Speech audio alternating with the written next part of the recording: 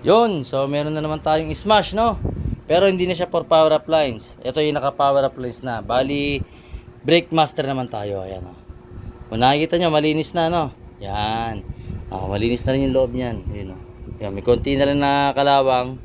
Yan, linisin na lang ng konti. Yan, malinis na, no? Yan. So, bali, palit kami ng brake fluid, brake master, saka brake lever. Kasi nga, sobrang luma na. Ito. Ayan, oh. Pansin nyo, yan, pinlastic ko. Sobrang luma na. Yan. Yung mga pyesa. Yan. So worn out na talaga sa tagal. Si bossing nagulat, kalahati na lang yung preno. Nangalahati na lang. So ayan, magpapalit kami ng ito. Brake lever, ito na. Yan. Tapos yung repair kit. Yan, piston and cap set kung tawagin, ayan, oh.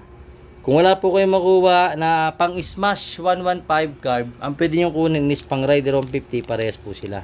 Ayan yung part number, ha. Tapos, yun, magpapalit pa kami ng, maglilinis pa ako ng preno sa likod. At yun, yung brake starter button niya rito, ayusin ko pa yan. Okay, so yan. Yun lang yung ano ko, sa mga magpapalit ng preno, make sure original po. Humanap po kayo ng alternative. Tulad nito, ang alternative ng Smash is Rider 150. Pares na pares po yan. Okay? So, yun lang. Sa mga magtatanong about dun sa nandito na po sa video. Panoorin nyo na lang. Alright, yun lang. And to God be the glory. Maraming salamat.